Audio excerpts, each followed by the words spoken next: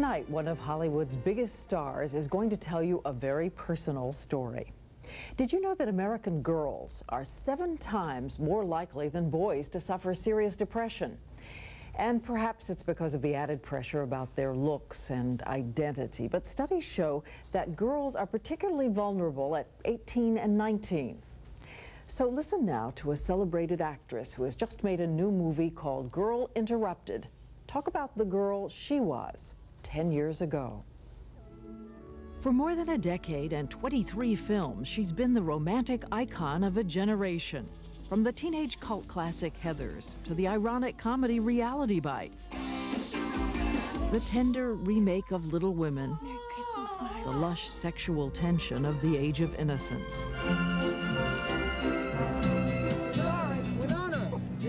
Winona Ryder was still just a teenager herself when she first became the girl other teenagers wanted to be.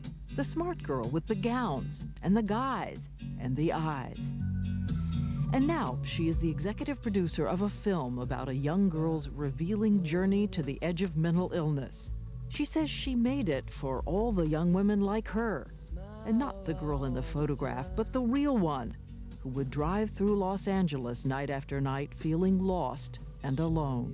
I used to drive around at night and listen to music because I couldn't sleep. And I was driving around and I was wishing so badly that I had someone to talk to, a friend, someone, and I didn't. And I saw this magazine stand, outdoor magazine stand, and I saw myself on the cover of Rolling Stone magazine, and it said something like, Winona Ryder, the luckiest girl in the world. And it broke my heart because there I was, you know, in so much pain, and feeling so confused, feeling so lost in my life.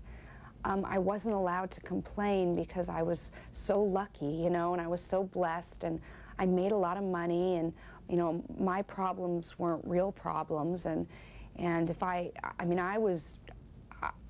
I'm as nauseated as the next person when actors complain about their lives. You know, we are blessed, we are lucky, but the stuff that I was going through was difficult. Susanna, you're up. No. If there's a gift in this film that you're giving to young women, what is it? I would hope that it would be some sort of comfort, something that makes them feel less alone. I had such a passion for this material. It was so funny, so insightful. Is there a paragraph in there that made you have to do it? Have to?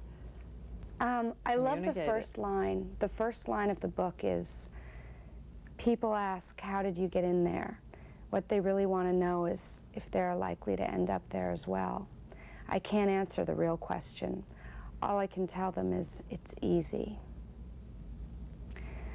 which I think is very true.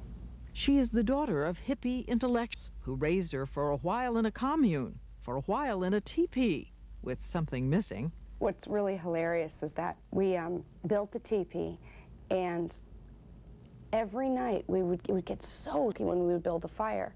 They forgot to put a hole in the top. She says as a little girl she lived for the movies and entered acting school when she was just 12. That same year, a talent scout saw her.